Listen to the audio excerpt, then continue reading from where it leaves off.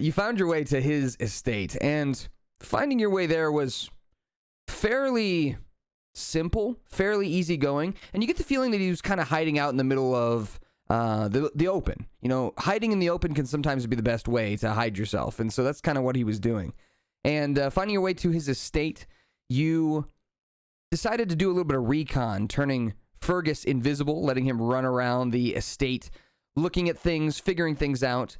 You ran up to the big red mansion that he lives in and looked inside the windows, Fergus. Inside, you saw some butlers and a cat, a hairless kind of Siamese cat sitting on a chair. And from that, you gleaned that he was probably inside of the mansion.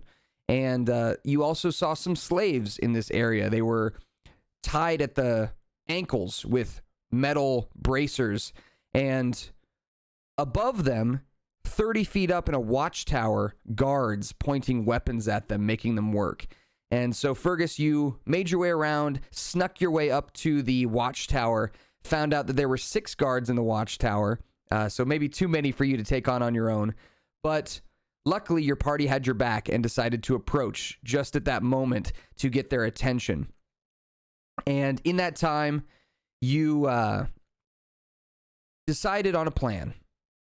Fergus, you slid down the ladder and hit on one side of it, and the rest of the party just approached the front of the estate, getting the attention of everybody else.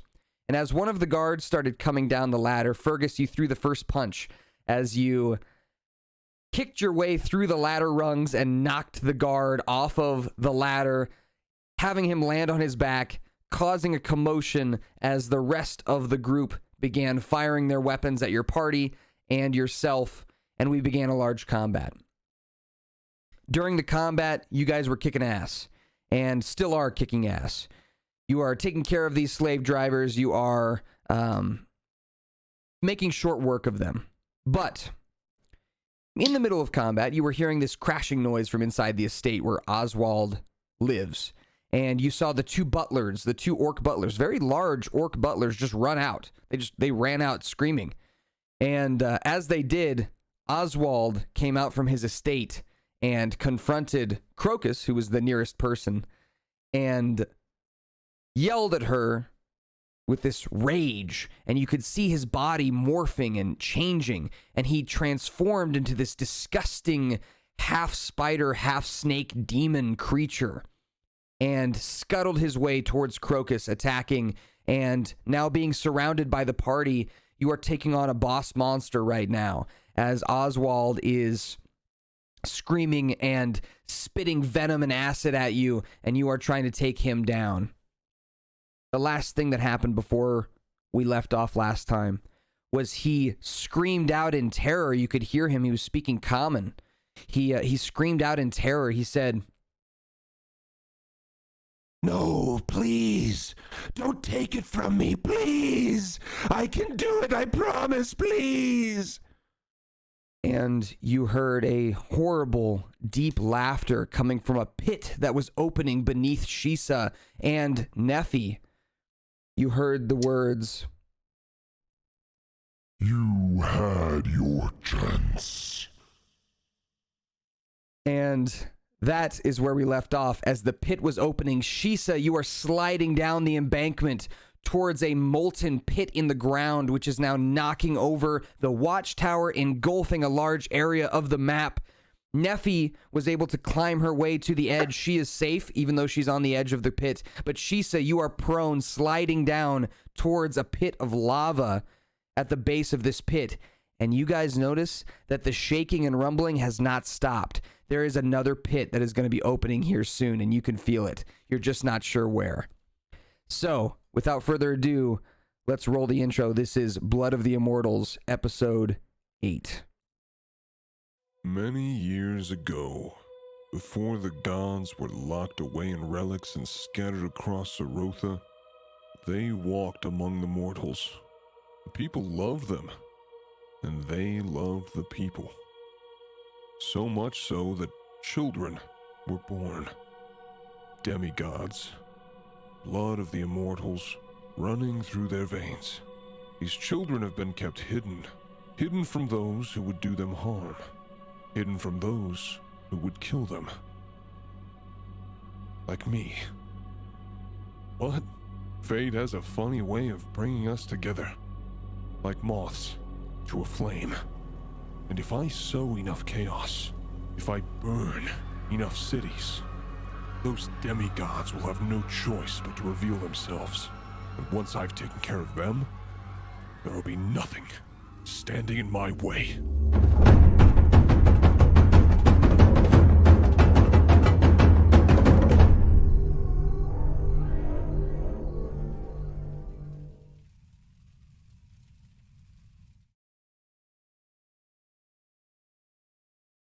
Right.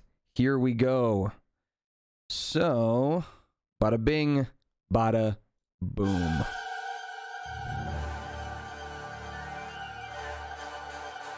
Initiative order. Starting up at the top. We start with Shisa. Shisa, you are prone, which means you are laying on your stomach, sliding down towards a pit of lava at the base of this pit that is open in the ground. This watchtower, by the way, is about to fall on top of you as well. So you've got double problems here. The watchtower is leaning. If you watch kind of the way that the pit has opened, you can see the legs of the watchtower. You can probably imagine the physics of it as it's falling towards Nephi and Shisa here. So, Shisa, what would you like to do? You are at the end of your turn. If you aren't able to get out, you will slide further towards the lava. So, well, how the heck do I get out of this dang pit? So you have a couple options. One option is you can holler out for help, and one of the other party members can use their turn to try and help you and lift you out of the pit, because you're still close enough to the edge for them to reach you. The other thing you can do is you can try and get out yourself. You can try climbing out. You just need to roll an acrobatics or an athletics check to try and pull yourself or flip yourself out of the pit. Can I do both? One or the other, athletics or acrobatics, either one you want. So you could do that if you want. The last option is if you have a spell or something that just automatically gets you out, then you can use that.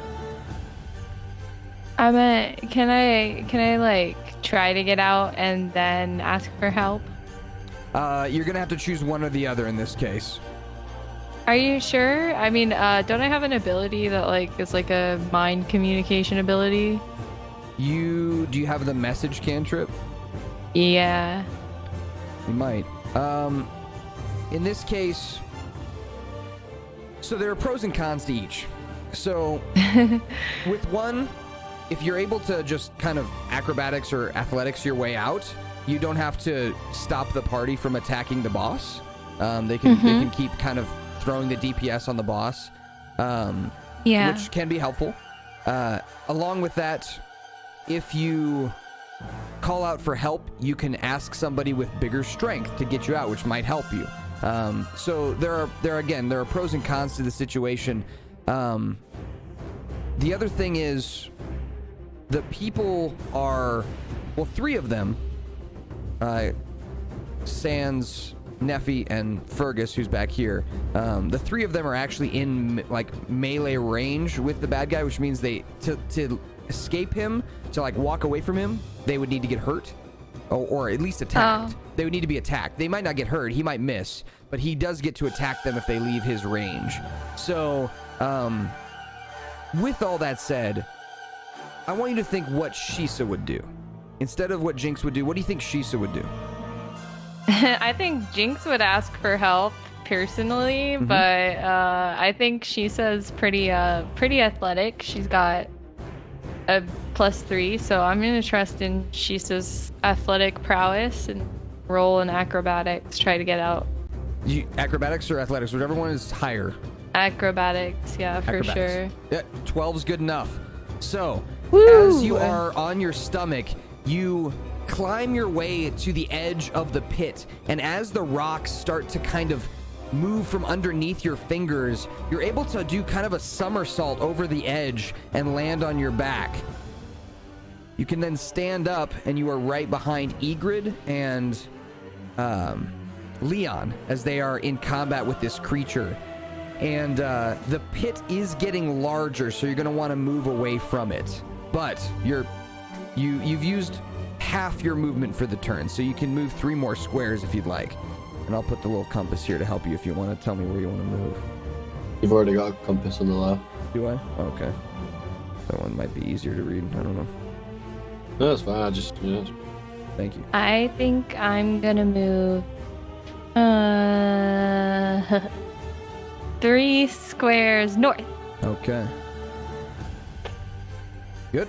And then so the negatives of being caught in that pit are that was kind of your main action for your turn to get out of it. You still have a bonus action though.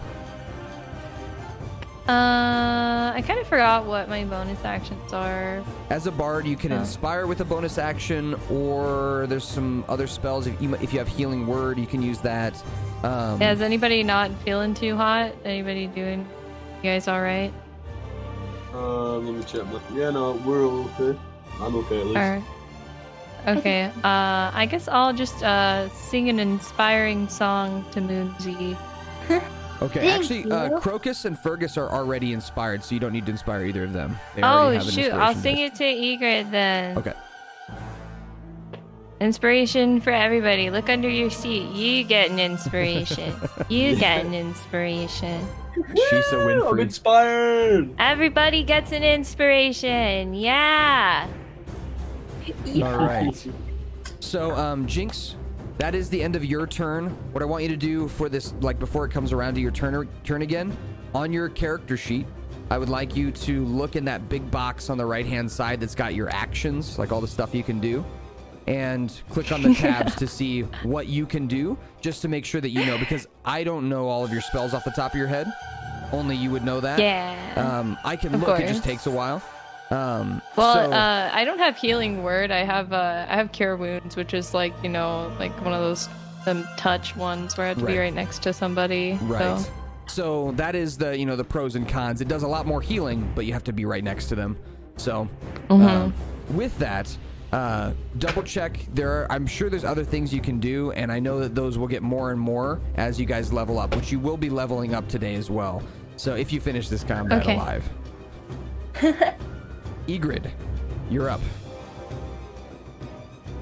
I guess I just want to try to hit the boss. Yeah. It's snarling, making this horrible kind of disgusting noise as its teeth are bared in your face like a xenomorph from Alien. It's this like acid poison is dripping off of its mouth. Go ahead and roll your attack. A 13 is going to hit this creature. It's pretty big and not very armored, but it does look beefy. It's got a lot of HP. So go ahead and roll your greatsword damage. And then did you want to smite? Yeah. Use one of your smites. If you would like to, please mark off one of the spell slots that you used. If you do a first level smite, mark off one of those first level spell slots. And then next to the smite spell, whichever one you picked, I don't know which smite you're using, but there should be a little button to click for damage, like 2d8. And if you need help finding it, I can look. Oh, okay, yeah. I'll take a look here too to see, because I think I've never played a paladin. Is that on D&D. right? Let me check. Yeah, yep, it is. It sure is. Okay, 14 with a divine smite. Nice. Okay, so here's something cool for you to note. As you swing your sword, the first thing that happens is the sword kind of cuts into the creature, like right into its shoulder area, and it sinks into the flesh. And then as you pump that smite into it, that magical divine smite, that specific smite does radiant damage. And radiant damage to this creature is extra effective. So as you pump that radiant damage into your sword, you watch it sear through its skin, and you actually cut off one of its spider legs with your sword, just right through. The creature lets out a horrible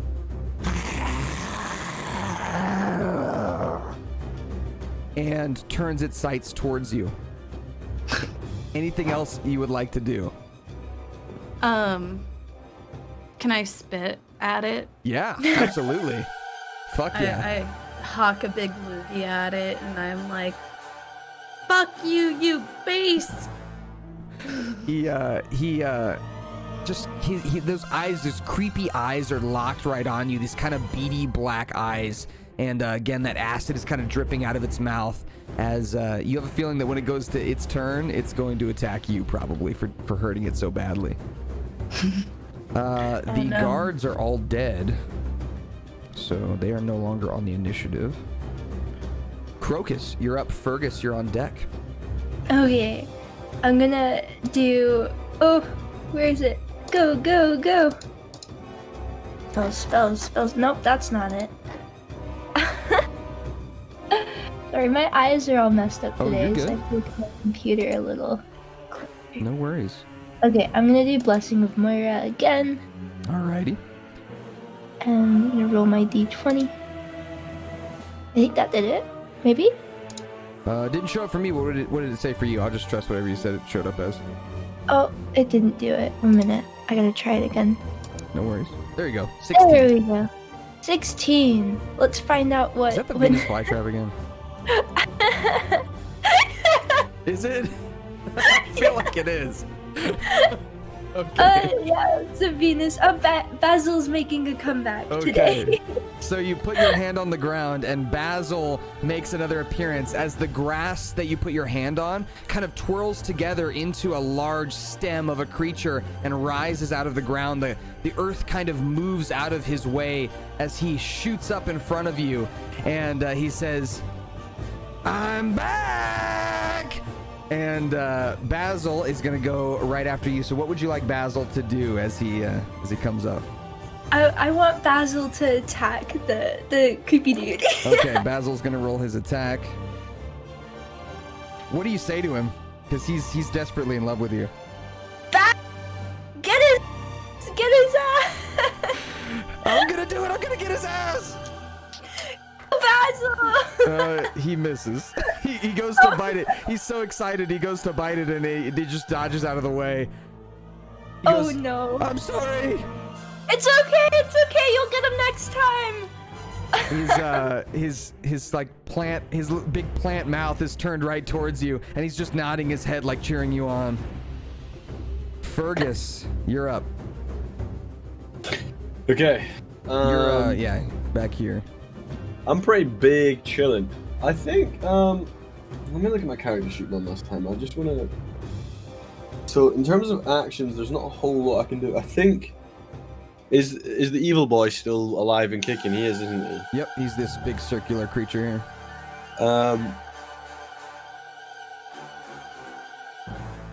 What's my range? My range is 80. Can I hit him on With my the short bow? bow? Yeah. Yeah, absolutely. Okay. Can I just shoot him? I think it's the only thing From I here? can reasonably do. Yeah. So the only problem is this watchtower is falling in front of you. Oh, So okay. you're gonna want to get a different angle. So I'll do my movement first. I'll go north as well. I'll go like northwest diagonally towards Shisha, Okay. and then just as far as I can travel. Okay. Yeah.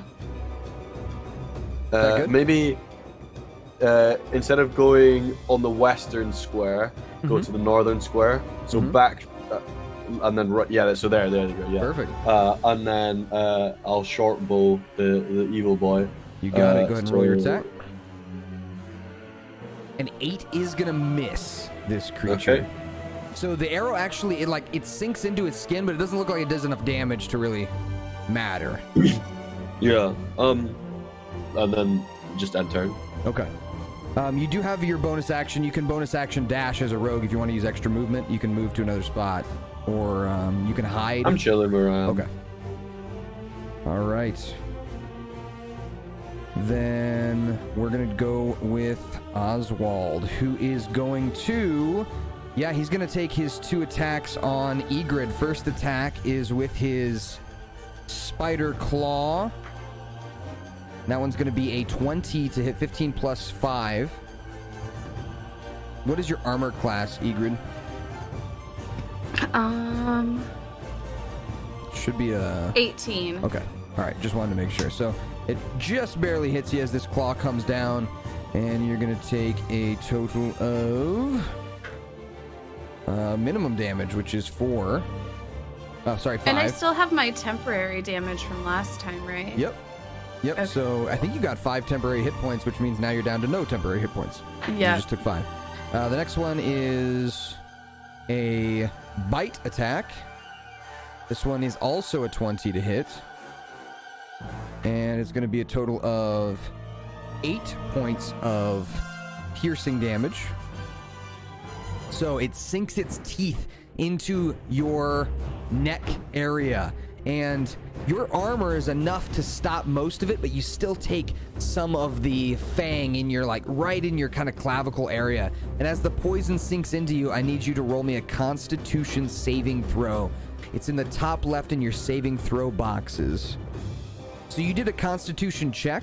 The saving throw is, it's like a smaller box on the left. There you go. Okay. So, I'm going to go with the first roll just so that I don't feel like I cheated you. So, because you still get a +3 no matter what on either one, so it didn't really matter in the end. So I'm going to go with that first roll. And you do save from the poison, so you're able to avoid the poison damage, the extra poison damage from the bite. Oswald is then going to take his legendary action, and he is going to fire his web at Leon and Egrid. Leon and Egrid, I need you to both make dexterity saving throws. So same box, top left saving throw box, but dexterity this time. Oh. Leon is going to succeed. Egrid, you fail as the creature turns around and fires its web backwards into you two, knocking you back 5 feet towards the pit and wrapping you in webs. So you are now on the ground in kind of a cocoon of webs. You can use your action on your turn to try and break out, or another character can come and cut you out of the webs. But those are going to be the options that you have. And the pit is getting larger, so you slide towards the edge as the rocks beneath your back are slowly falling into the lava. You don't have much time. As the pit grows in size, you begin sliding. Does it matter that I have like rope in my inventory? Like, could I use that to try to like tie myself to a tree or something? So in this particular situation, you are wrapped in webs, so you can't actually like do anything. Do that until after you break out of the webs. Once you're out of the webs, totally, absolutely, you can use that rope. I guess I'm gonna try to break out of the webs then. Okay, so on your turn, you totally will. Shisa's gonna go first, and then it'll be your turn, okay? Okay. So Leon's at the very end of the initiative. He's just gonna attack. He rolls to hit for the first one and hits. The second one misses. So he is going to roll his damage for his flail. And does pretty good damage. And that is Leon's turn. Shisa, you're up. Egrid, you're on deck. Okay, so I don't have much spells that can damage him because my poison doesn't work. I don't think Dissonant Whispers is going to work because he's such a high level boss, and Sleep definitely isn't going to work. Dissonant Whispers is going to work. It'll do damage. Oh, I could try out Dissonant. Okay, I think I'll cast Dissonant Whispers. You know, on any enemy, it might not work, right? Because they roll a check to see if they don't take the full damage. But either way, if you hit him, the spell will work as intended. Even though is it less likely that I hit him than like a common enemy? What's the saving throw he has to roll? Is it a wisdom saving throw for him? Yeah, wisdom 13. Okay, wisdom 13. So, with that, you will know what kind of spells will work on certain enemies better than others. So in this case, do you see him as wise? Do you think he's a very wise creature? No, he looks like a dummy to me. He does look kind of like an idiot. He made some kind of pact with a demon, which I wouldn't consider very wise or intelligent. No. He seems more strong than anything else, like buff and mean and a lot of constitution. But his wisdom is probably not going to be great. So The same will go for any time you cast a spell that has any kind of saving throw. Like if you have a spell that's an intelligence saving throw, if you think the creature's not very smart, it's probably going to work a lot better on them. But no matter what, he's got a chance of saving. Like if I roll, an 18 on my dice, he might save, even if he has like a minus to his wisdom. So it's just a luck of the draw, but you're much more likely to hit him than you might think. So Okay. is that what you want to do? Yeah. Okay. So I'm it is gonna a do DC 14 or 13, you said? 13. 13. Okay. Rolling out. He rolls a 13 on the dice, which normally would mean that he saves. Like if he gets to the number or above it, he would win. But he's got a -1 wisdom, which means he's going to subtract 1 from the 13 that he rolled. Oh. And he's going to take full damage from the spell and be entirely affected by it. So Oh, go ahead and roll shit. damage. I'm about to make him shit and fart. Okay, so he's going to take 12 psychic damage as he reels back. His eyes actually start to begin to bleed, like out of his eye sockets, and he lets out a horrible roar. And I believe he has to run away from you, doesn't he? He does. He's terrified of you. So he is going to run through the fire that's behind him. Crocus, you made a fire pit behind him when you threw that plant earlier. He's going to run right through it. Person. His full movement. Okay. Yeah, run away. That's what I fucking thought. And he is going to take 7 fire damage. Moving through that. Very nice. His fur on his legs is on fire. One of his legs is actually missing because Ygritte chopped it off. You guys are beating the shit out of this guy, and he looks desperate. Shisa, anything else you want to do on your turn? I think I'll hit him with my crossbow. Can I do that? You already used your action to do Dissonant Whispers. Dissonant Whispers would be like your replace for your crossbow attack. Okay. I see. I think I'm good where I am. Does anybody need healing? Wait. How is Ygritte? I think she's only She taking one fucking hit. dead. Yeah, What? I'm good. Okay. She's only All taking one right. hit. So Sick. All right, we good. I think I'll just chill and laugh about this because it was hilarious. all right. Yeah, that was a sweet turn. I love that. Ygritte, you Yeah. are wrapped in cocoons, currently prone, which means that you're on the ground, and the pit is opening beneath you. What would you like to do? Would you like to try and use your strength to get out? Yeah. Okay, so go ahead and roll me an athletics check. In that middle skills box, roll an athletics check. You're good. You bring your arms and push out, and as you do, you break out of the cocoon, able to stand to your feet as the pit is opening beneath you. You've got 3 squares that you can move. You use half your movement to get up, so you've got 3 squares that you can move. I guess can I move up? Oh, it moved further away. Yeah, it had to run away. Yeah, I guess I'll try to move as close as I can to it. Okay. 5, 10, 15. That's about as far as you can get. Aaron Ryan, thank you for the rating party of 10. Thank you so much. Welcome, everybody. We're just in the middle of a boss combat, and they're kicking its ass. All right, so Ygritte, you've moved. You've done your action for your turn. Would you like to do anything for a bonus action?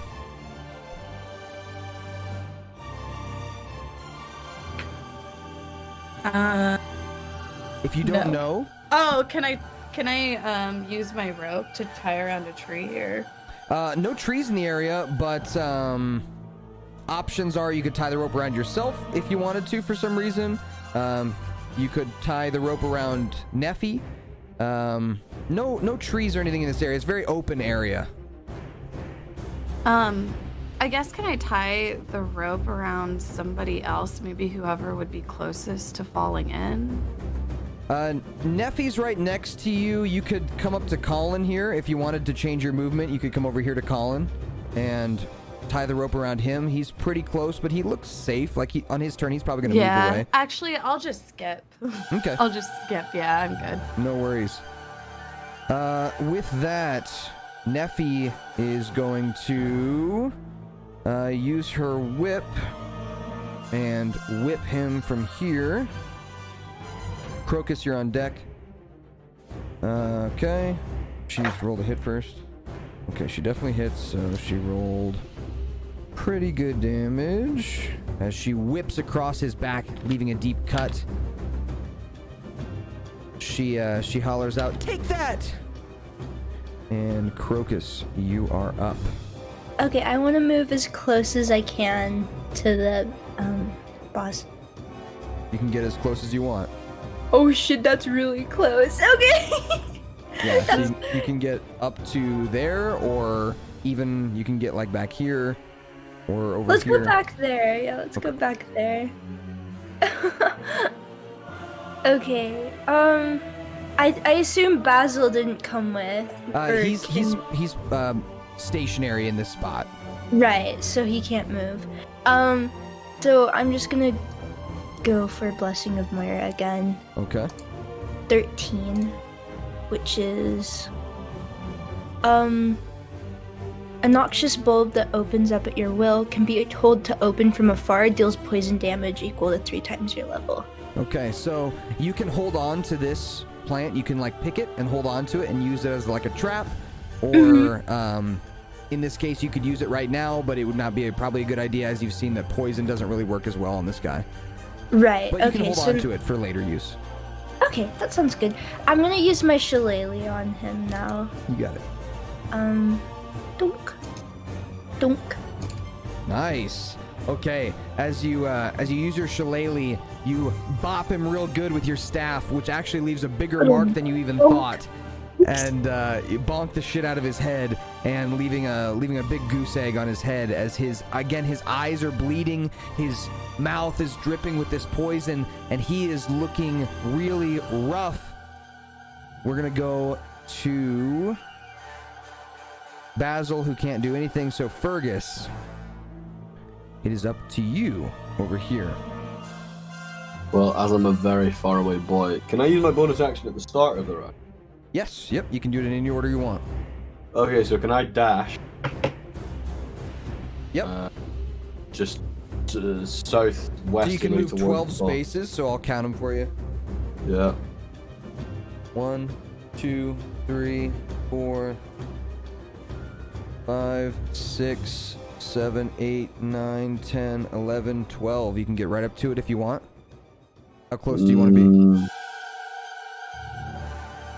Stand just me telling you beside the that you can get dining. as close as you want. So Yeah. Stand me beside the dining room window, please. Yeah. And then I'm just gonna use again my bow against the bar. you got it. Go ahead and roll your attack. Okay, Bruh. so you've got a choice here. Remember, you're inspired. So Shisa gave you an inspiration dice. This is something that I'll remind you of since I forgot about it, and I want to make sure you know about it.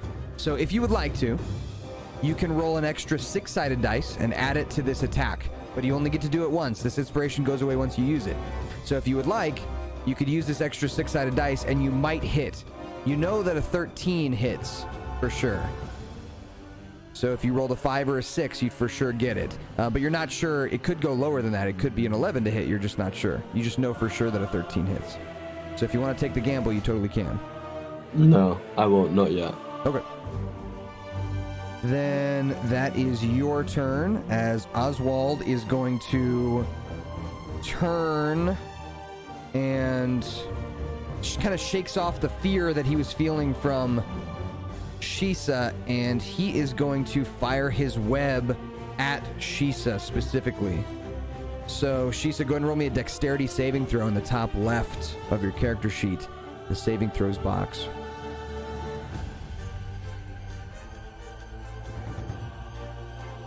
A 12. So with a 12, as you are standing there, Shisa, you just feared him and he ran away from you. You're feeling like a badass, and he turns towards you, lets out one of those shrieks from before, and as he does, he fires a web from his abdomen that latches right onto your ankle. And as you're standing there, you get dropped to your back and dragged all the way to him through the fire. You're going to take a total of 9 points of fire damage as you're dragged through the fire. And he's going to go for a bite attack on you.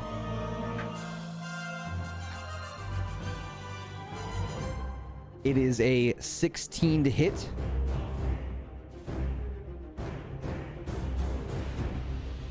And Wait, I'm dead. What are you at? No, you don't take 16 damage. What's Oh shit. What's your armor class? 13. 13, okay. So it does hit you, so now I'm gonna roll damage. 4 points of piercing damage. And then the last thing you gotta do, I know it's a rough turn, you gotta make me a Constitution saving throw for his bite so that you're not poisoned. So top left in the saving throws box, it should be a small box. So you did the same thing as Casey did. So top left box, it's like underneath your stats where you clicked on Constitution. It should be underneath that. It's like a smaller box called saving throws, and in there you go. Okay, so either way, we're gonna go with the first one like we did before. Just know that that's your saving throws box from now on. Okay. Oh, sorry. No, you're good. Yeah. Do you have a higher number for dexterity in that box too? Is it still +3 or what is it? It's +4 actually. It's +4 in that box. Yeah. That sucks because that would have changed things. We'll just know that for next time. I didn't notice that it was not a saving throw when you rolled your dexterity one. I'm sorry. It's Well, okay. for next time, you're good on the check. We're gonna go with that first one, so you do not get the poison. It's okay. We're all learning. I don't get. I have an immunity to poison, so. Oh right, you're a fucking Yuan-Ti. Yeah. It doesn't matter. Yeah, you get bit and you feel good. You're like, oh yeah, I remember that feeling. I know that feeling pretty well. You're good. I want to laugh in his face and call him a pussy. Do you do that? How do you do it? Or I turn to him, laugh in his face, and go, "That tickles. You're a pussy." He says, I'm going to shut that mouth permanently. Just you try. and Oswald's turn is done. The second pit begins to open. Fergus, I'm sorry. I need you to make me a dexterity saving throw. You're probably gonna be okay. You're a dexterity guy, right? I'm gonna land in the fucking hole. Okay. Roll 180. So saving throw is in the top left. It's a small box underneath your stats. Yeah. Okay. Moment of truth, please, everybody. That Why was a do I keep dexterity rolling check. 8s, bro? No, that was a dexterity check. So the saving throws box is underneath your stats up there. It's a smaller box. You have a much higher number for your saving throws. If I roll an 8 for the 4th time in a row, oh my god, I will be turning my computer off. Oh no, please no 8, please. 18? Okay, we'll take it 18. We'll take it 18. All right. So as the mansion behind you begins to rumble, it begins to sink into the earth.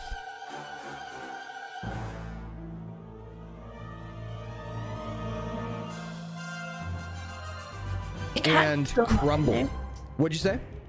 I said, good thing the cat's still not in there. Yeah, he jumped out this window and ran towards the barn. No animals were harmed in the making of this D&D campaign. Correct. Fergus, you're able to jump forward from the mansion as it begins to sink into the ground. You can feel the heat coming from the pit behind you, Fergus. This much larger pit. And you hear a voice. Everyone hears this voice say, I'll be taking back what I gave you. Oswald. No, Master, please! I didn't mean it, please! I can defeat them! Please, just help me! Send some of your minions, please! You'll get no sympathy from me. And Shisa, it is your turn. Leon is just going to run as far as he can. And attack. Sorry. So am I allowed to heal myself? Yes, absolutely. Well, let's do that. All right, so cure wounds on yourself. Yeah? Do I roll for that? Yep. Okay. So it should say like something like D8 plus your thing. Yep. So 9, you heal for 9. Which is how much fire Finally, damage I've you been trying to use this ability all campaign. Okay. Sorry. do. No, you're good. No, it's perfect. It's okay to heal yourself. I think people forget about that. It's nice. Yeah, okay. So you're still prone in front of, like, you're still on the ground with the web at your feet. So if you would like to detach the web from your feet, you can try. Yeah, I think I'm going to try to get the web off my feet. Okay. So, actually, that's easy enough for you. You just cut it off with your dagger. You don't need to roll or anything. All right. And then Can I walk away? You can stand up. Walking away, you totally can do. Just know that he gets to attack you if you walk away. So, Oh shit. if he misses, no harm, no foul. But if he hits, it might do some good damage. So if you want to take that risk, you can. You know what? I'll just stay where I am. Totally. up to Actually, you. I don't know. What if he like self-destructs or something? I'm kind of paranoid. I think I want to get away from him. Okay. So where do you want to go? No. I'm gonna walk more towards Egrid, Okay. to the east. You can get 3 spaces. Yeah, that's a good spot. Okay. He's gonna roll to attack you with his claw. He misses. Nice. Get rolled, pussy. He No, I want to kill you, please! he's desperate. He's desperate for a W today. He needs a dub. Oof. He's taking a lot of L's. Down bad. Egrid, you're up. Shisa comes running towards you, away from the creature.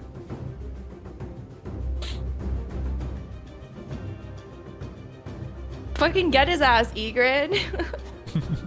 Doink. She might be taking a huge hit of a bomb. True. It's okay, we can come back to her.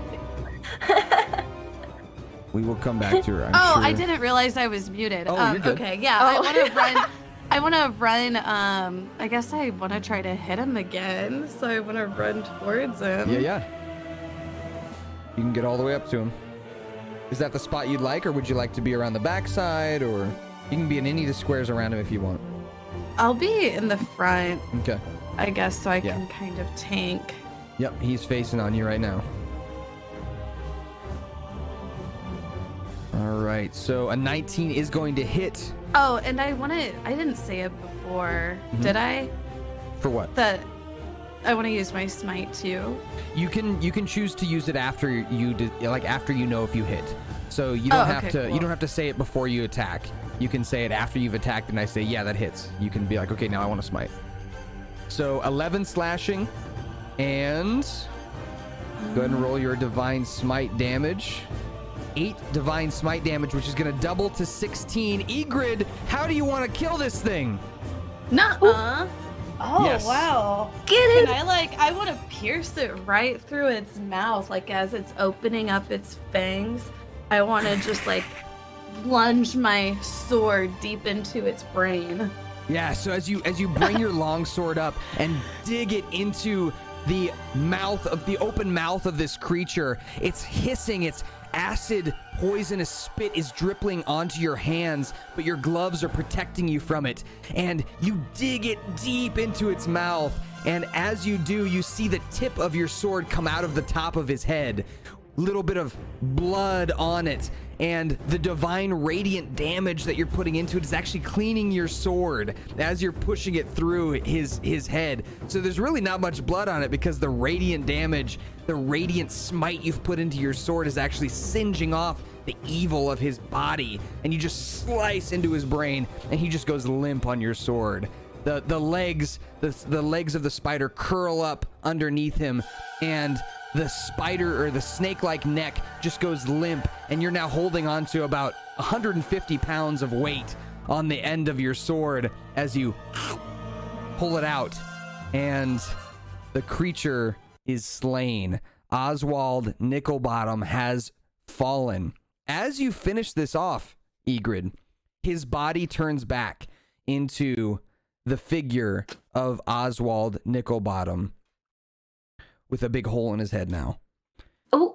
And the pits in your area are continuing to grow larger and larger, swallowing up this area. Celebrate your victory, but know that you've got people to save right now. As for one thing, you're not sure if anybody's in the mansion yet. So the mansion hasn't totally fallen into the ground. If you want to check or yell inside, you can see if there's anybody or anything inside. You know that there are slaves in this area, which you want to make sure that they don't fall into the pits. So you want to make sure they know that there's danger. You know, a few of them are in the barn to the west, so you can go to the barn and check that out. That's also where the cat ran. If you want to go check on the cat, ran in that direction. And then, you know, in the same vein, if you want to look around the compound or try and, you know, see anything before everything is swallowed up into this pit of hell, you got to make that decision before it happens. You know what I mean? So that's up to you guys. So what would you guys like to do? I guess, can I start heading like towards where that cat ran, towards the barn, and like do an investigation, I guess? Absolutely. So Egrid's running that way. What would you guys also like to do? I want to yell into the mansion to make sure nobody's in there. Okay. So, yelling into the mansion, you hear a single voice cry out back. And it sounds female. And she says, "Help! Help! I'm trapped! Second floor!" Second floor. Uh-oh. And that's what you hear from the mansion. Shisa and Fergus, what would you guys like to do in this situation? Was the second floor of the building I'm standing beside? Yes, and it's actually sinking down to about the level where you could hop into the second floor without needing to climb much. You just wouldn't have much time.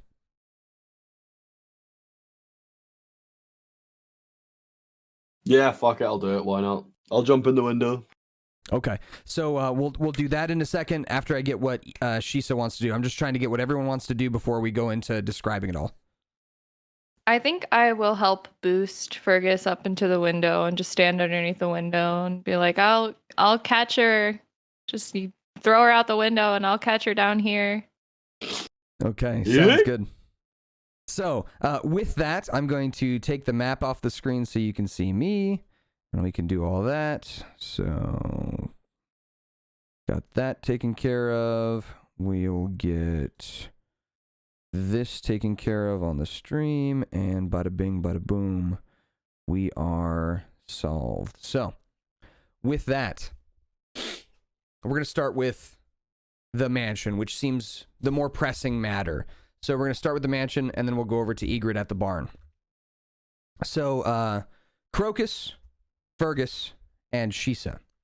As you are watching the mansion sink into the ground, the first floor becomes completely engulfed in flames as the flames begin to creep up the sides of the mansion itself. It seems like this pit in the ground is slower to grow than the rest. And in this case, the mansion is very large, so it's taking a while to sink in. You feel like you've got maybe 10 or 15 seconds once you get through the window to find this person and get them out before you're going to need to start saving yourself. If you understand what I'm saying, Fergus. So, with that, Shisa, you kneel down on the ground and give Fergus a boost. Fergus, you put your heel in her hands and she boosts you through the window, which is already open on the second floor, and you land on the wooden floor inside this building. What you see ahead of you is a smoke-filled hallway. 2 doors on the left, 2 doors on the right, and a large door in the back that seems to be closed. The 2 doors on the left and the 2 doors on the right seem open. So, what's your plan of attack? Do I have a good sense of smell? Can I try and use an initiative or a perception check and see if I can sniff what direction? You can try the smoke and the flames are gonna mess it up, so you're gonna roll with disadvantage. So roll twice, take the lower number. Which one? Perception. Perception. I got your investigation roll, by the way, Egrid, so I'll use that. Let me do Very yours. cool. Was There we go, 13. Okay.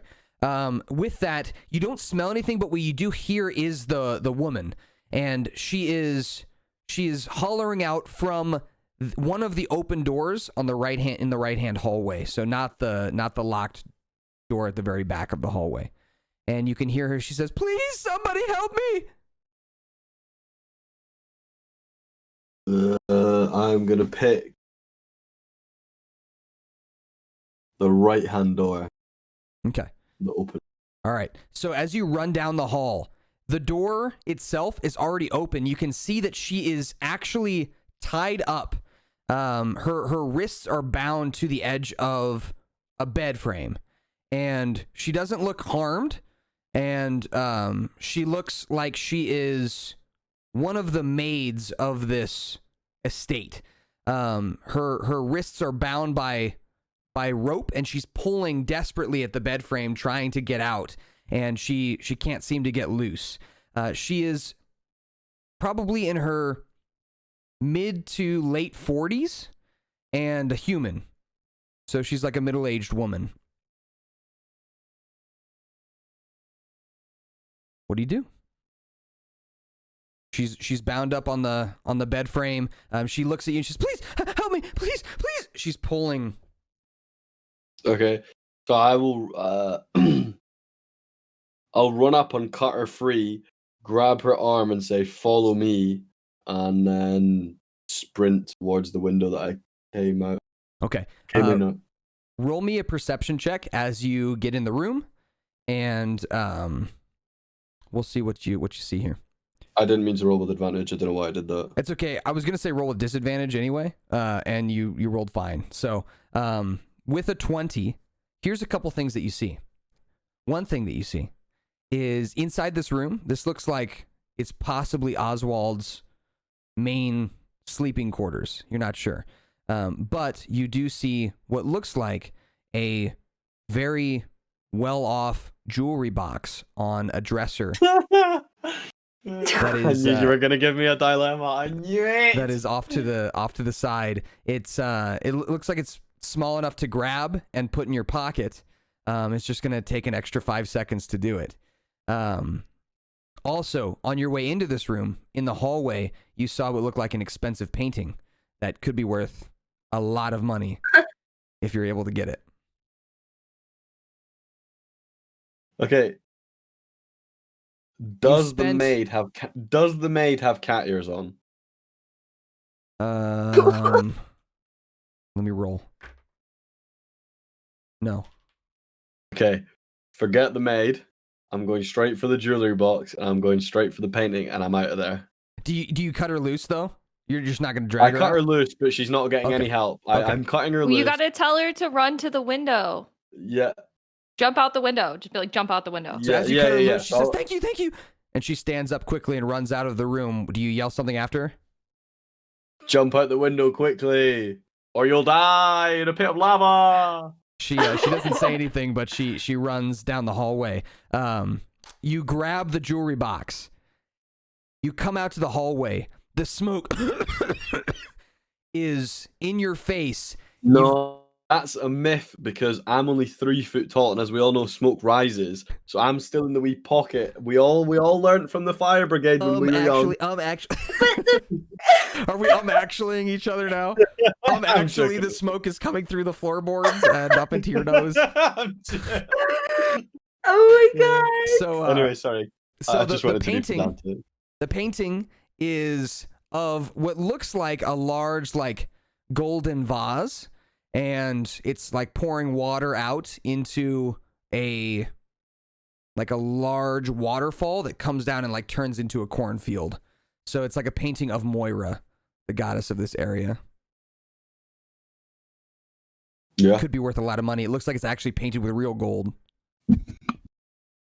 So you grab it off the wall. Go ahead and roll me a sleight of hand check to see if you can grab it without injuring it. No disadvantage, no advantage, just a regular sleight of hand check. Okay. So last time I clicked, and for some reason it did both. I'm hoping this time it's Okay, if it rolls to okay, natural 20. Natural 20, perfect. So you put your little hands around the frame of this picture and gently lift. It quickly comes off the hook, no problem, no rips. And you've got a jewelry box in your pocket, a wealthy looking painting in your hands. You run towards the window. First thing that happens is the maid, she gets to the window first. And what are you two doing outside the mansion? Shisa and Crocus, what are you doing to try and help her? I'm holding my arms out ready to catch whoever's or whatever's about to fall out the window. Okay. So she is going to jump with advantage. She's going to roll an acrobatics check since you're there to catch her. She's going to roll with advantage. She's going to roll twice, take the higher number. The first roll is a fail with a 10. Here's the second roll. She rolls a 3. She goes to jump out the window and lands on the edge of the embankment, about 5 feet from both of you, and slides quickly down the edge of the embankment. At this time, what would you like to do? She's too far to reach out and grab. Is there anything you'd like to do to try and help? I wish I had a whip or something that I could throw out to her to get her to grab onto, but I don't have anything that like extends like that. I mean, Where's Egrid? Egrid's rope. Egrid is at the No, isn't it Neffy's the whip? shed. I Neffy, have rope. Can I use that? You do. Yeah, if you have rope, you can use it. So yeah, you guys can look through your equipment for stuff. And if you've got something in there, you can try and use it in a all I have creative is way. some loaves of bread. That won't work. All right, so so Crocus, All if I you've have got is some rope. loaves of bread. Yeah, I have rope. Can I throw it out to her? I don't Okay. know. So as you throw the rope out to her, go ahead and roll me a dexterity check. So Oh my not a saving God. throw, dexterity check. It's in the top, like where your skills are. Just click on the dexterity. On the big one or the little one? The little one.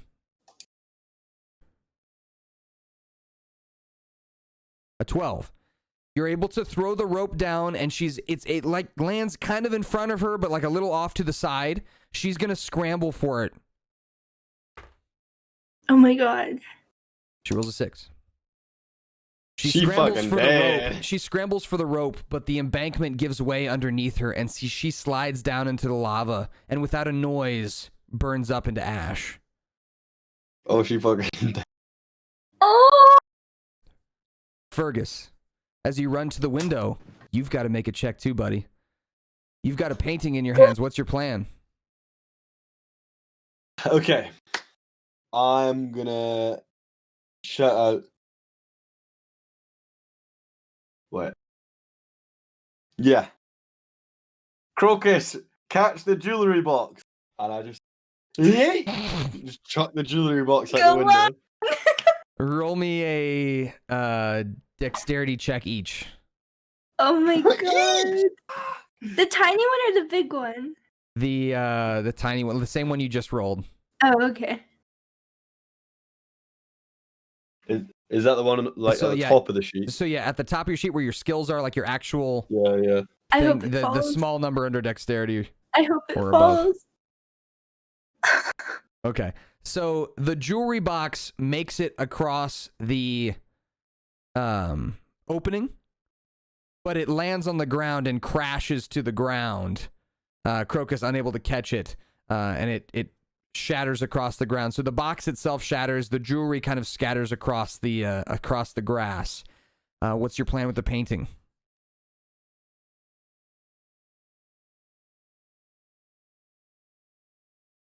He's thinking. I am. So I know if I frisbee it, because I'm such an agile little thief that because I took it without scaving it, my only realistic option to keep this in mint condition is to jump with the painting. Okay. Because if I frisbee it, as we know, Crocus can't catch for shit. You! Fuck you! I Let a man die! You let a person die!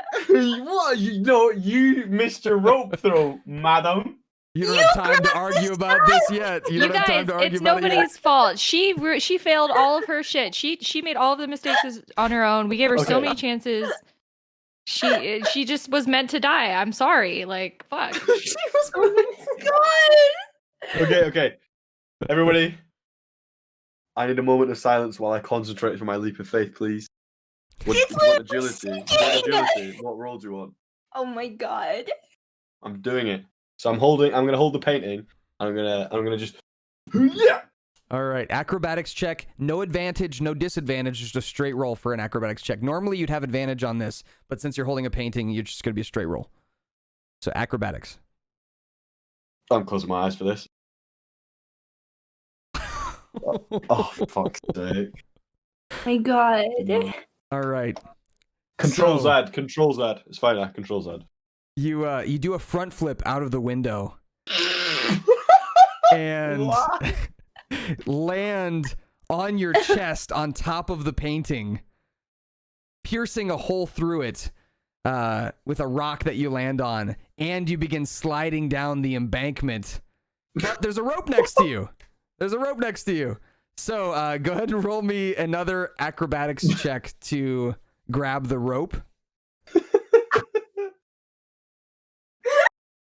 Oh, for God's sake! So Fergus, being much stronger than the woman, you are able to scramble up away from the lava before it singes you too badly, but you do slide away from the rope. The painting falls out of your grasp and into the flames. Fuck the painting. And you're going to take a total of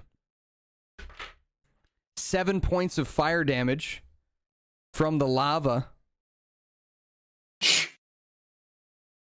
Yeah. At this time, Crocus, I'll let you take an action if you'd like to try and help Fergus here, who's in a very dire situation. This seems funny, but it's not.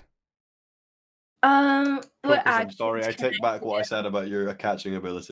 Yeah, don't even. What can I do to save him? So you could try and readjust the rope if you'd like. If you have a healing spell, you can try and cast that on him. You could try another Blessing of Moira and hope for the best. I believe you got a healing mushroom from one of those from... I do have a healing mushroom from one of them, I think. Mm-hmm. I'm gonna try and reposition the rope because I don't feel like... I mean, I could do Blessing of Moira, but I feel like that's risky right now. Mm-hmm. Screw it. Let's do Blessing of Moira. Okay. Go ahead and roll. You got an 8. 8. A jet black flower that allows you to cast darkness once. Sorry. So That does not help. So you do get a darkness plant. You still have the healing mushroom, and I'll still allow you to reposition the rope here if you want. Okay, I'm So just gonna dexterity reposition check. the rope. Yeah, let's do it. It's like while the seed is growing, you reposition the rope. That's how I Oh. imagine. You're a lucky bastard!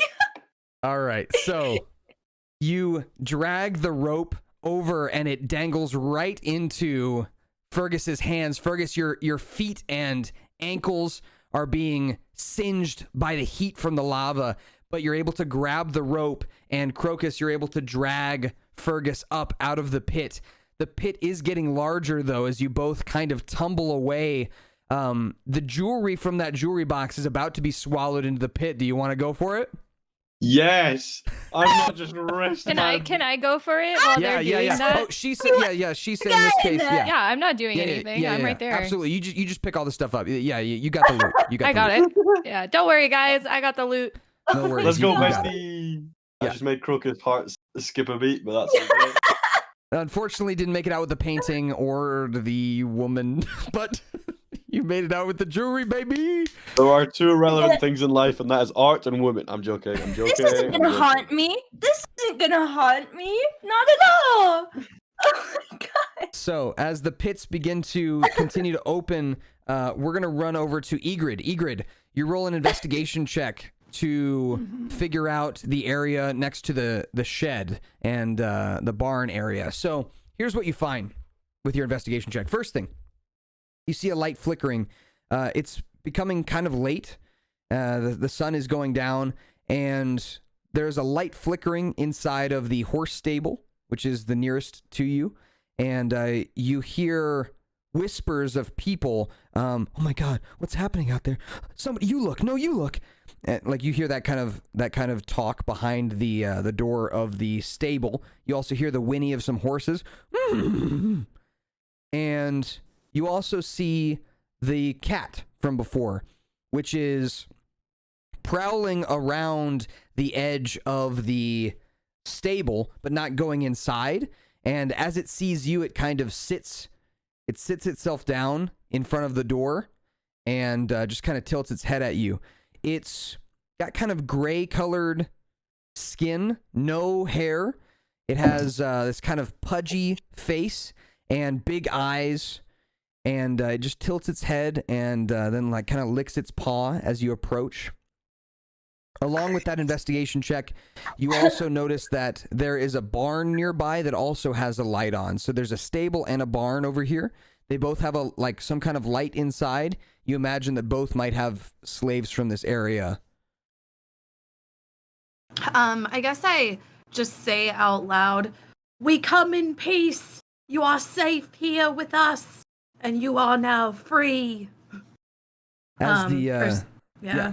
What else do you do? I don't mean to cut you off. I think that's okay. all. I guess I maybe start walking towards the cat and lean in to pet it. Okay.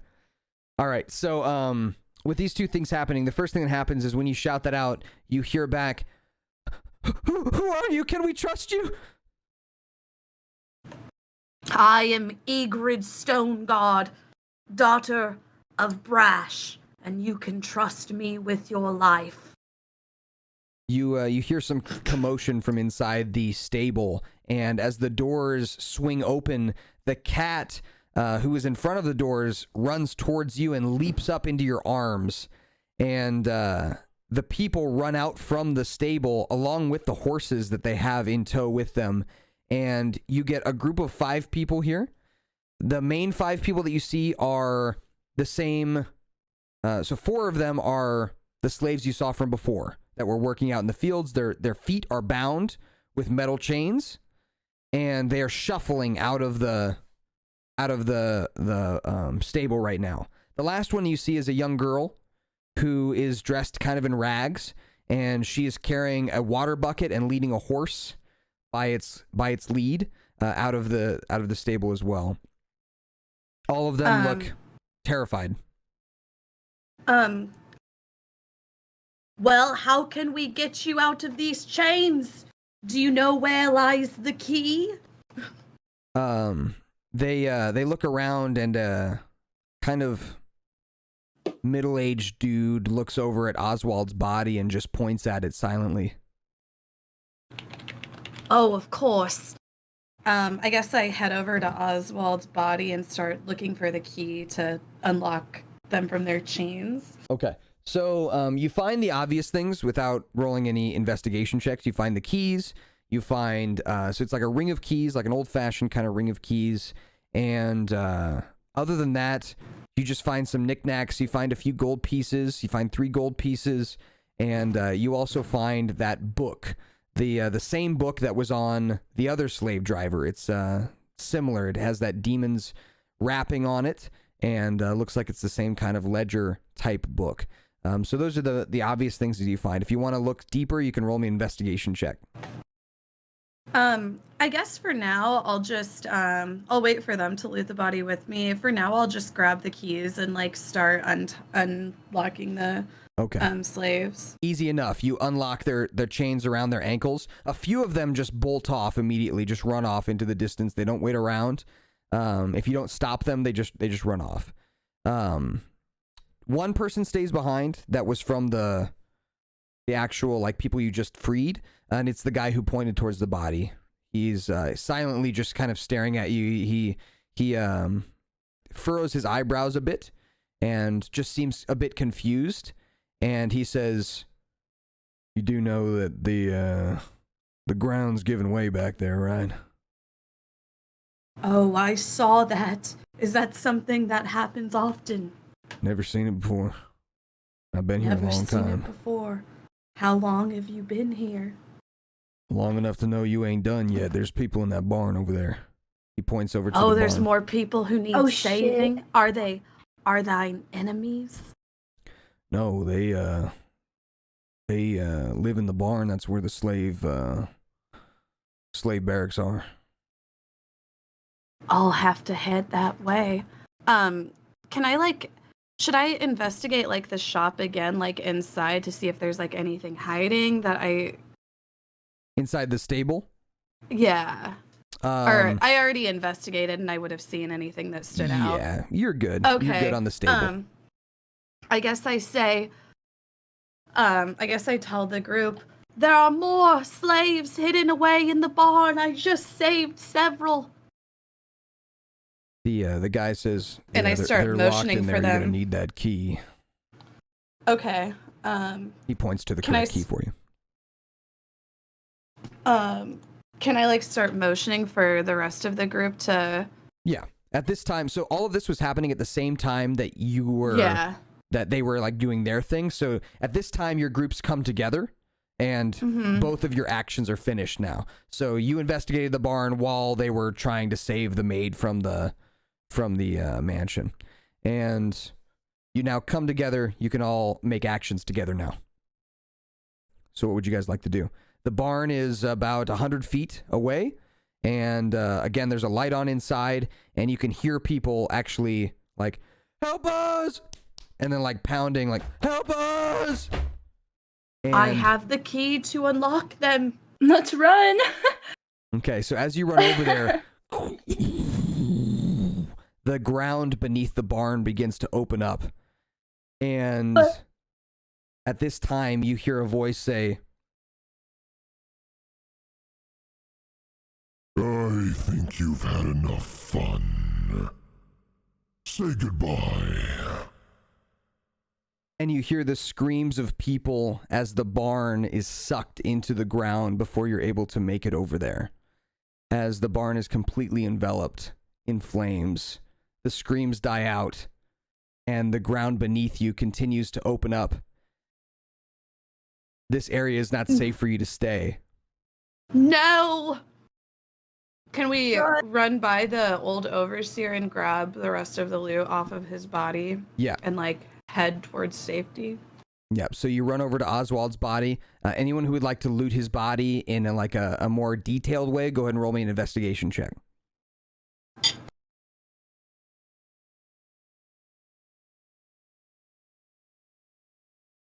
I'm trying to. What? There it goes. Yeah, there it goes. Oh, okay. Okay, all right. So, Okay. Egrid and Fergus, not seeing much. Shisa, as you are looting through the body, a couple things stand out to you. One is an earring on his left ear. It's a kind of dangly golden earring that comes down into a hoop, and it's just dangling from his left ear, and it shines in a unique way that catches your eye. The other thing is, while you're looking at that and you're kind of putting your hands through his pockets and things, you notice that there's an inner pocket inside of his jacket, his overseer's jacket, and that inner pocket has what feels like some kind of human flesh inside of it. Some kind of flesh of some kind of creature. Do you want to pull it out? Yeah. Okay. As you pull it out, it's a finger. It's somebody's index finger was inside What of the his fuck? his pocket. And I'm gonna stick the finger in the air and go, "Hey guys, this guy had a finger in his pocket. What the fuck?" And as you grab the finger out of his pocket, the ground beneath his body begins to start giving way, and you know well enough, as you've experienced this, to get the fuck out of there. So do you grab the earring I'm gonna take too? the finger and the earring, yeah. Okay. So you It grab the seems earring as though and the as finger. soon as you took the finger, the land beneath him started to give way. Perhaps it's some sort of protection. Oh, I wonder whose finger The this finger is. of protection. oh my god. It's odd. So, as you grab it and the earring, you guys make your way away from this area as the ground beneath it continues to give way and the flames begin to shoot up. You notice that there are people now in the area, like from the surrounding area, that are coming to check out the commotion. And a few carts show up. What looks like a sheriff in the area shows up with his cart and horses, and a few farmers seem to walk out from their farmhouse and walk down the road to see what's happening. As the entire ground settles and stops shaking, you have a group of people here that are kind of watching you finish what's happening here. And to give you a rundown of all the things that you see and things that you can do, the first thing is your friend Dom is still safe. He took the cart and left it behind the hay barrels that you guys had put up. So he's safe, and he's actually hiding from most of these people that just kind of came out of nowhere to check it out. He's hiding from those people, so they haven't noticed him and your guys' cart. But they definitely have noticed you guys. You have one slave, the kind of deep-voiced country slave, who gave you advice on how to unlock the change, that same guy. You have him. You have the young girl from the stable that was helping the horses, and she has the horse with her. And then you have a sheriff, like what looks like an authority officer of this area, and just some random farmers that are all around you. And those are the people that you see in the area. Also, Egrid, on your back, like on your shoulder, has curled the cat, who is on your shoulder and is kind of purring gently into your neck.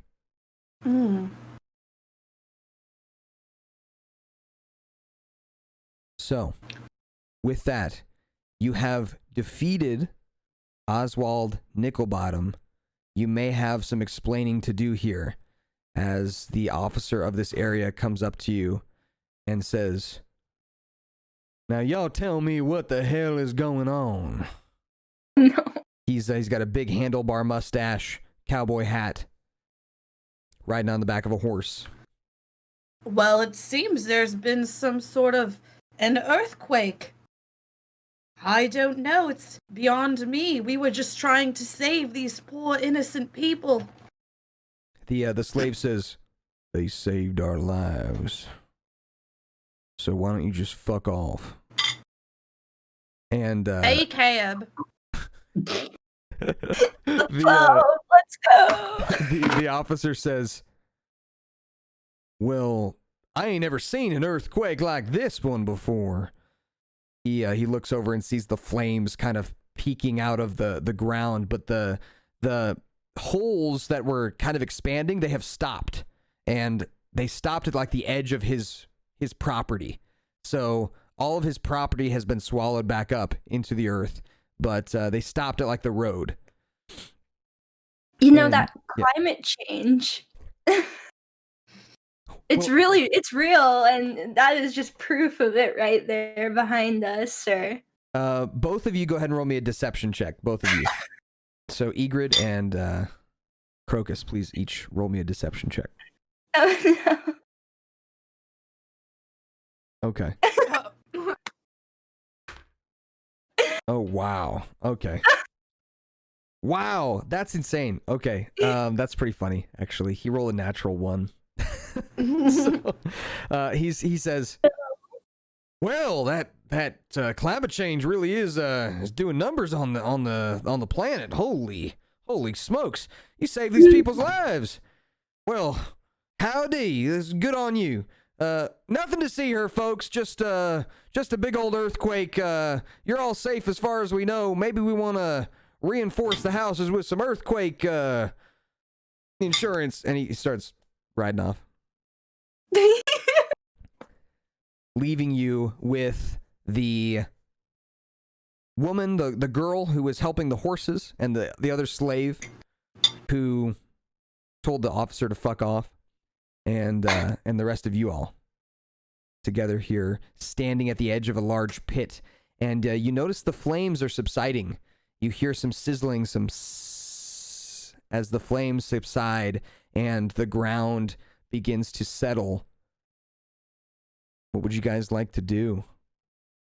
You've accomplished your goal. You've got some loot to look through as well. I guess, can we like look through the loot and maybe question the slaves that were left over? Absolutely. So, what would you guys like to look at first? You have the jewelry from the jewelry box, you have the finger, and you have the earring.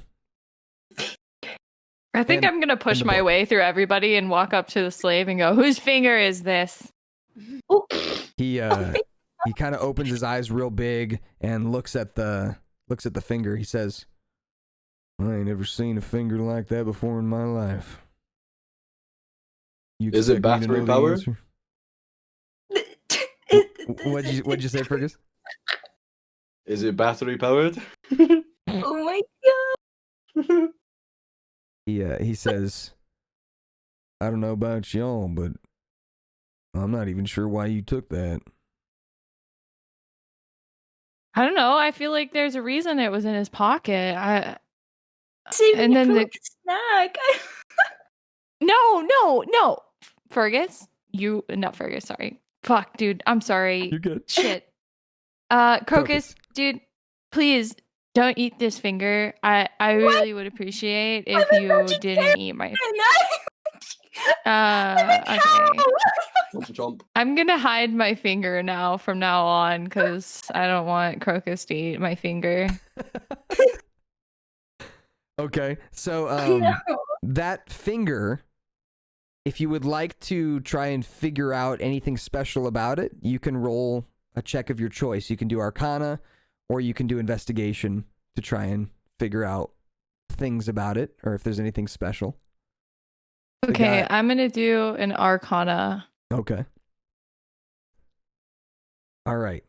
So with a 19 Arcana, the finger is indeed magical. It should have been much decayed and rotten by now. I fucking knew it. The fingernail of this finger has grown out to an insane length. It kind of curls up, and it looks pristine for something that's been detached from a body. It should be much grayer and grosser, but it is pristine. It's even a bit warm as you hold on to it. There's something magical about it. You're unsure what, but you can tell for sure that this is not just some useless finger. I'm gonna keep the finger. Okay.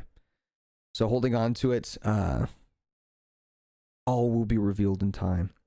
Next up. What would you guys like to look at next?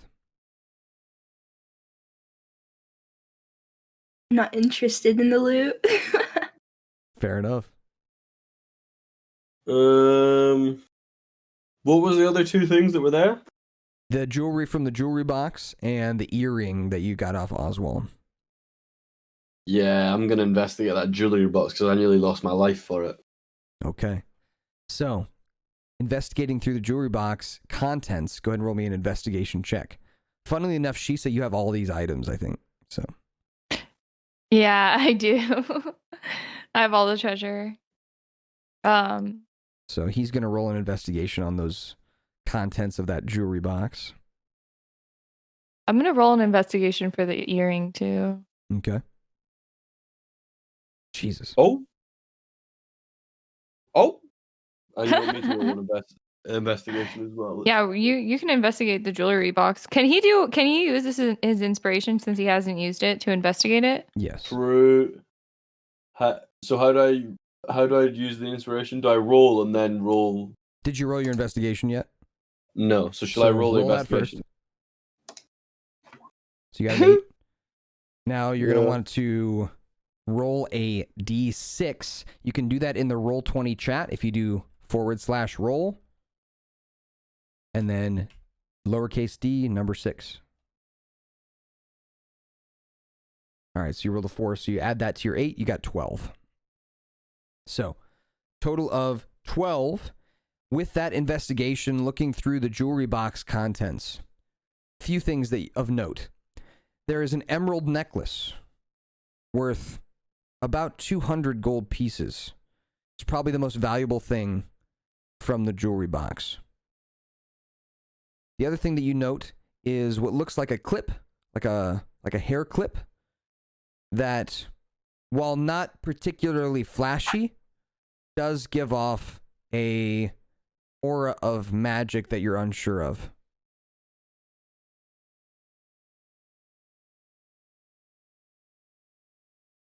Okay. So I'm just gonna pocket everything, I guess. I'll just hold on to it for now. Okay. Because we're not gonna be able to sell it at a barn that's fallen into a lava sinkhole. So I'll just pocket everything. Who's magical? One of you guys, can you? Maybe I'll hand the clip to. Who would be? I don't know who would be better at working this out, Crocus or Shisha? Who would be better with a magical clip? She's like Chat said, she's is hot right now on the Arcana rolls. Yeah, sure. Okay, I'll hand the clip over and be like, "Hey, bestie, can you work out why this is making my hand tingle?" Okay, let me check. All right, and you did your investigation on the ring or the earring as well. Okay. Yeah. So Arcana checks are not going to tell you everything you need to know about things. It's just going to tell you, usually, it'll depend on what you're Arcana checking, but in this case, like a magical item like this, just Arcana checking it isn't going to tell you what it does, but it will tell you some things about it. So with the hair clip, you find that this is a magical item that can be attuned to. So if you wear it for an hour, you become attuned to it. Each player can be attuned to 3 items at a time. And then if you want to attune to anything else other than those 3 items, you have to get rid of one to attune to a new one. So you can only be attuned to 3 items at a time. This is an attunement item of some kind. Same with the earring. Both the earring and the hair clip are attunement items, which are usually more powerful than most magic items. I think I want to put the earring in my ear. Okay. So the way this earring looks, to describe it to you, it is a golden chain that hangs from your ear, and then it comes down to what looks like a solid gold hoop. So it's a gold chain that comes down into a hoop that kind of dangles. It looks like you know how people hypnotize people with those metronomes? Kind of looks like that. Yeah. Or like people put wedding rings on their necklaces. Mm-hmm. Exactly. It's kind of what it looks like. So with that, you put the earring in. You know that you'll need to hold on to it for a while for it to become attuned to you. The hair clip, up to you if you want to try to attune to it yourself or give it to somebody else to try to attune to. I think the hair clip's not really my style, so I'll leave it there. I like gold stuff, so that's why I grabbed the earring. Fair enough. All right. Crocus, you're not interested in loot. What are you interested in? Talk to the slaves. Okay. Egrid, what are you interested in doing? I want to look at the book. Perfect. And then Fergus, you were looking through the jewelry box. Is there anything else that you were interested in? Like, Are the sheriffs still here? they rode off. They were pretty gullible. If you wanted to stop them, you could though. Nah. I'm gonna because I'm like a bit annoyed at myself. I'm gonna also join Egrid in speaking to the slaves, but instead of like trying to find out any useful information, I'm just gonna try and find out how much the painting is worth that I threw down the lava pit.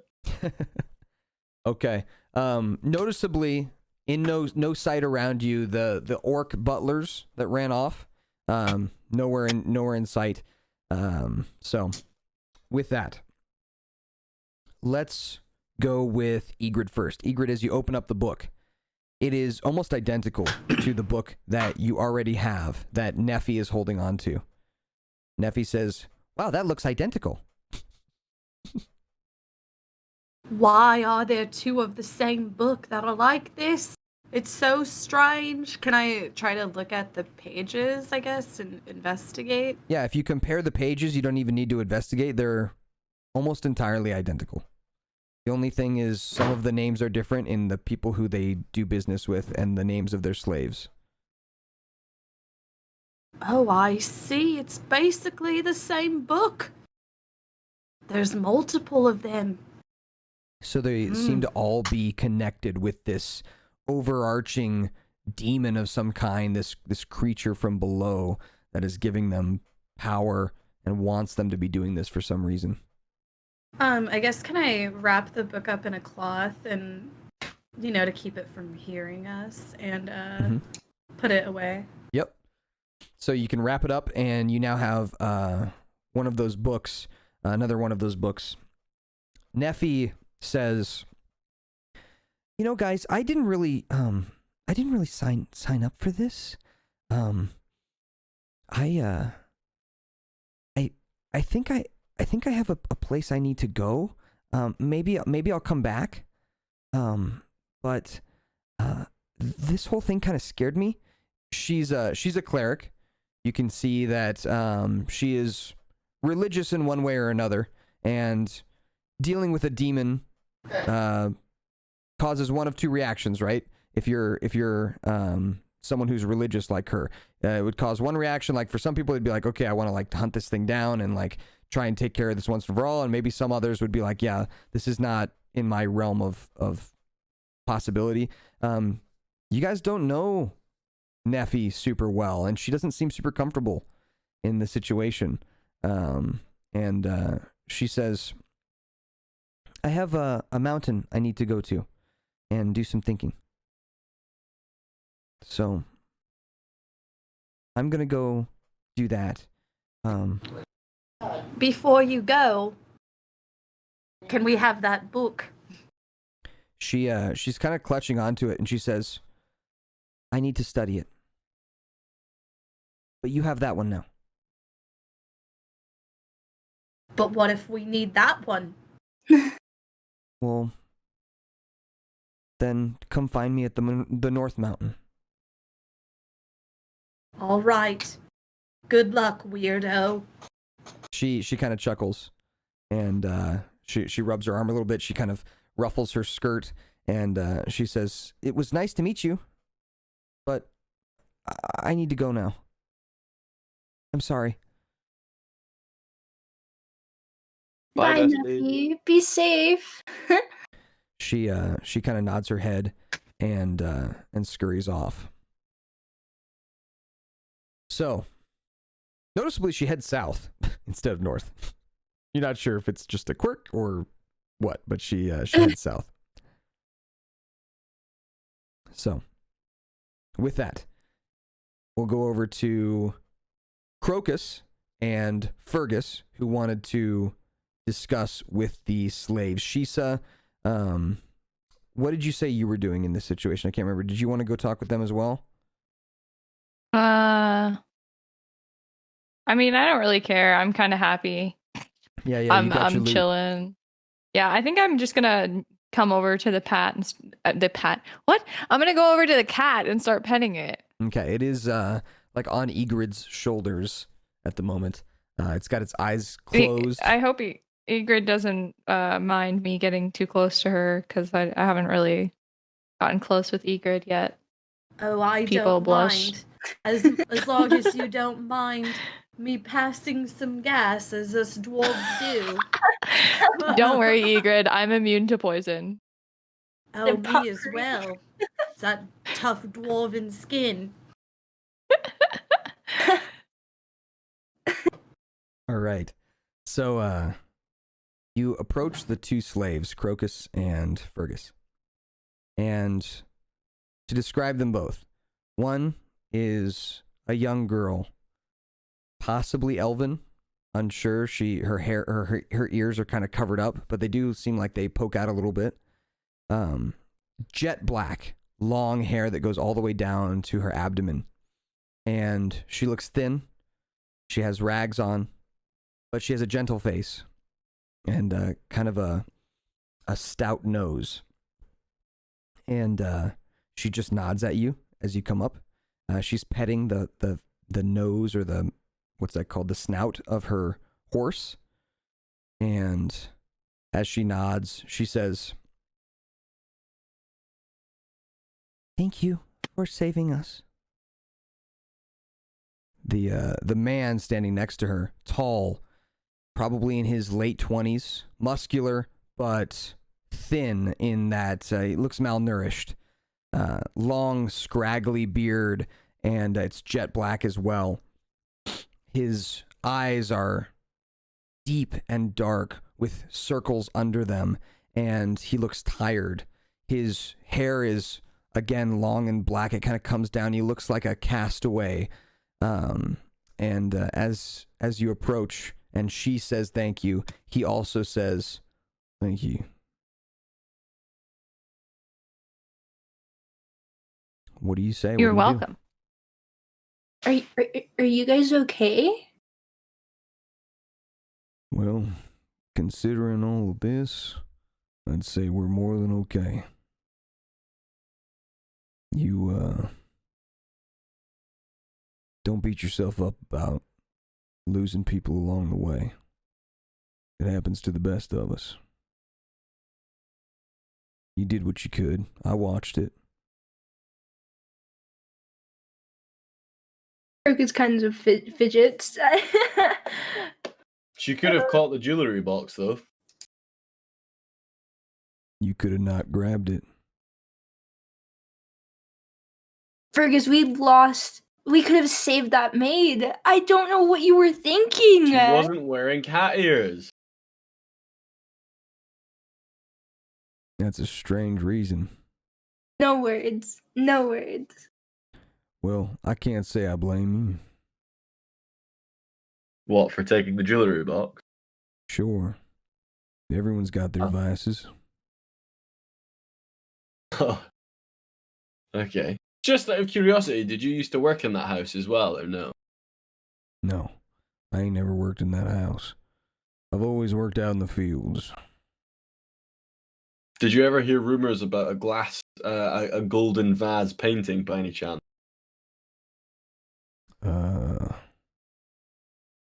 I'm not sure what you're speaking of. Is it something you saw inside the house? Yeah, we'll go with that. Yeah. Well, if it was in Oswald's house, probably worth some good coin. Aren't you happy with the jewelry you got? Yeah, I'm just curious as to how much I lost. Oh my god. I'm sure it'll sell for a pretty penny. If that's what gets your goat. Thank you again for saving us. Of course. My name is Randall.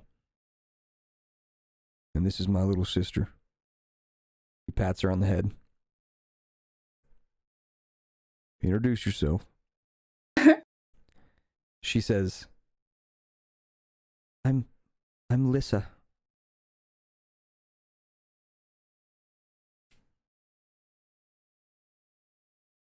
So Randall and Lissa. Hello, Randall. Hello, Liz. Lovely to meet you. I wish we could have met in better circumstances, but y'all are heroes. You know that? We've been stuck here a long time. That's very kind of you, but honestly, we're you know, the kind of bare minimum. We're just doing our jobs. We're here to save good people. How did you know about us? Well, Oswald I guess you could say we bumped into him in the forest a few days ago, and he's been hot on our tail ever since. So we decided to bring the fire to. Wow. Y'all are brave. I didn't You think... say you've been here for a while. Have you noticed anything strange over the years? Any Always. dark presences? Always. Powers? I Yeah. sense a very dark presence from this book. Have you seen it? And I show him the book. He eyes over the book and he says, "Seen it once or twice at an auction. Every once in a while he pulls it out to write a name down. Or erase one." I see. I don't know anything about it. I don't know anything about him or about whatever the fuck happened today. But, yes, I have felt that dark presence. I have seen it. Chanting at night coming from inside the mansion. The guards always wearing those creepy black masks. And a strange fear across all of the slaves, too afraid to move or run. Only today, the first time in many years, have I felt not afraid. I don't know what y'all did or how you knew about this, but the guards in this area, the people who are supposed to protect us, they've been letting this slide for a long time. I'm pretty sure they knew about it. So the guards are in on it. The sheriff, everyone, they know. I didn't say anything while he was standing here. But that sheriff, he's come by here before. He has to have known. What's his name? Where can we find him? I'd like to question him a bit more. Yeah, we just want to talk to him. I've never been off the compound long enough to find that kind of thing out. I'm sorry. It's okay, it's okay. Last thing I remember, I was just a teenager. 18 or 19 years old. Filling up water buckets for my mom. When I was jumped at the forest. Bag over my head. Knocked out. Next thing I knew, I was here. Picking corn stalks. Or wheat stalks. And, my little sister there with me. That was the worst part. She kind of stands there rubbing her arm. A little bit. She seems nervous, but thankful. She's smiling. Well, perhaps you can find your way back home to your mother now. It's been... who knows how many years, but maybe they're still around.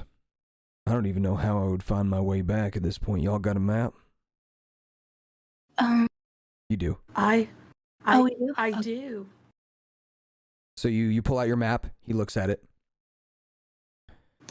Is this where we're at? And he points to the circle that you circled. Which is, yes, it is where you're at. So. It is. He looks it over.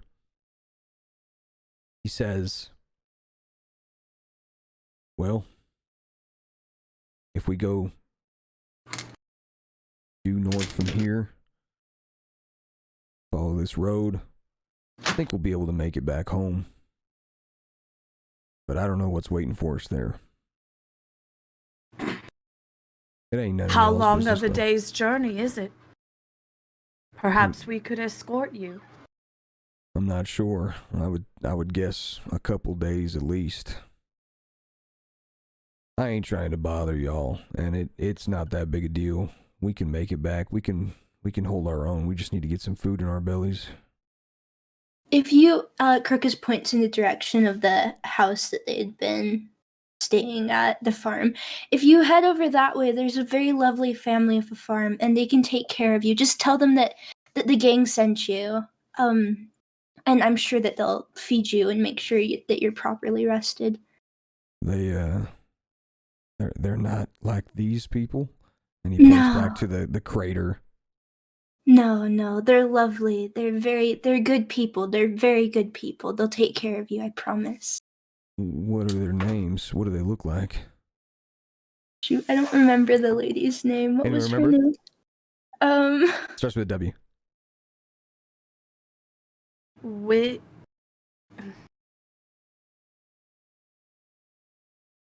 It's the Wixons. Wendy. It's the Wixons.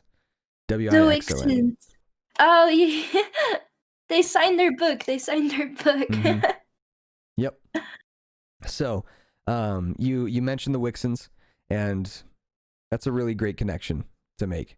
So, they thank you, and he says, I guess we'll head to the Wixons' house and tell them we came across you. Thank you. You're welcome. I wish you the best of luck in your journey. And you as well. Where are y'all headed after this?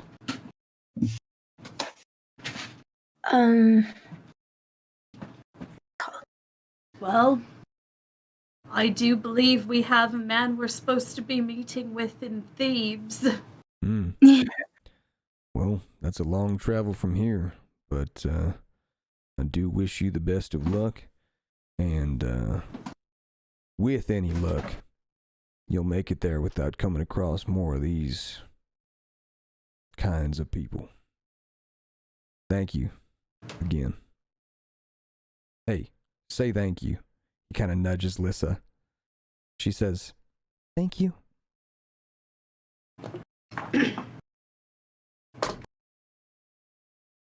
Lissa, as she walks by, she looks up at Shisa and Crocus and Egrid, and she's kind of petting the nose of her horse. She's looking at you through the strands of her long, dark black hair. Her beautiful black eyes have a thankful, hopeful look in them. And she says, I want to be like you guys. When I grow up, I want to save people. You will someday. Just believe in it with all your heart, and the gods, they will help you the rest of the way. She smiles in a kind of shy way and rubs her arm again and nods her head, and she says, I will. Thank you. And she walks off. So, with that, the group of you are left. No other NPCs except for Dom, who does come over with your cart, and he says, what the hell was all that about? Fergus. Well, Dom, some things are sometimes better left unexplained. I think if I was to try and explain this to you, well, I just don't really know where to begin. Just tell me, can you make earthquakes? I gotta know, man. The creature that we just killed could, yeah. But the earthquake creature is dead now.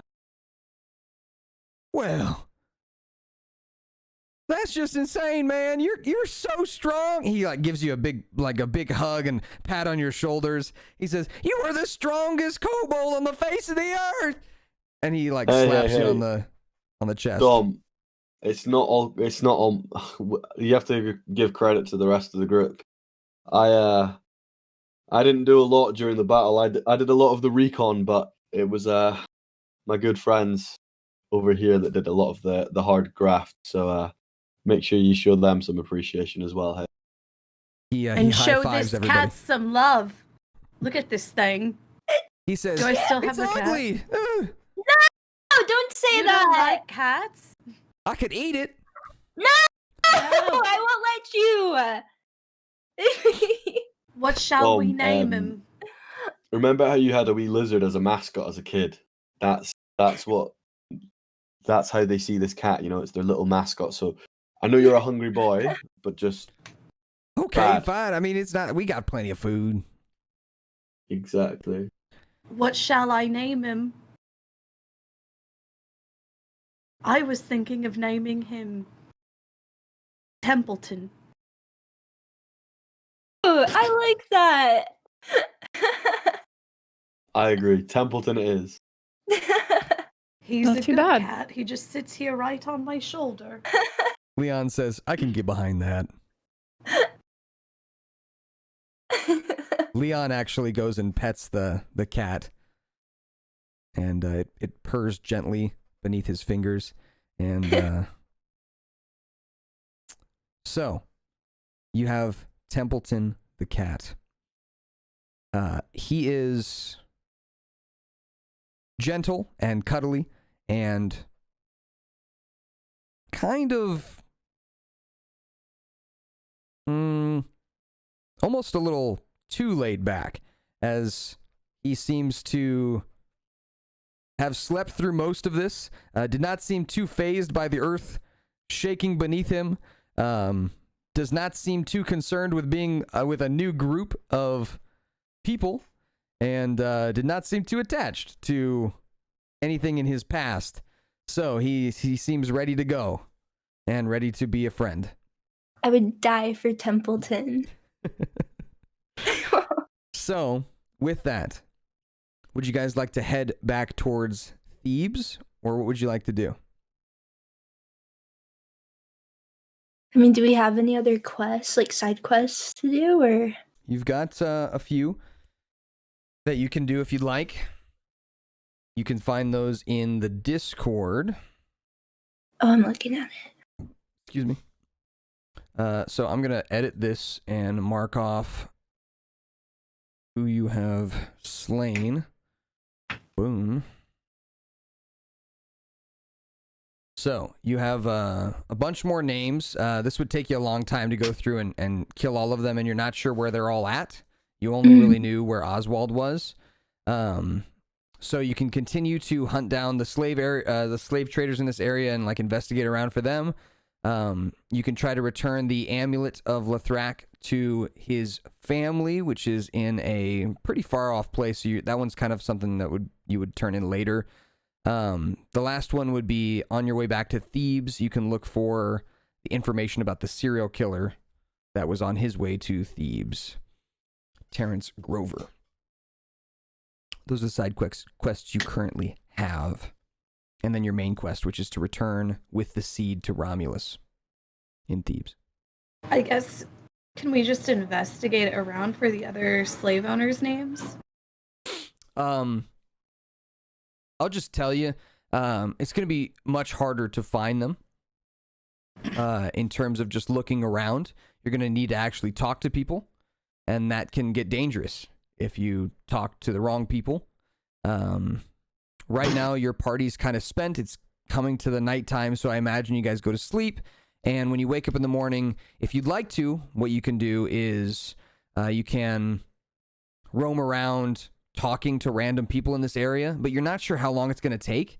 And you are on a timer for getting back to Thebes.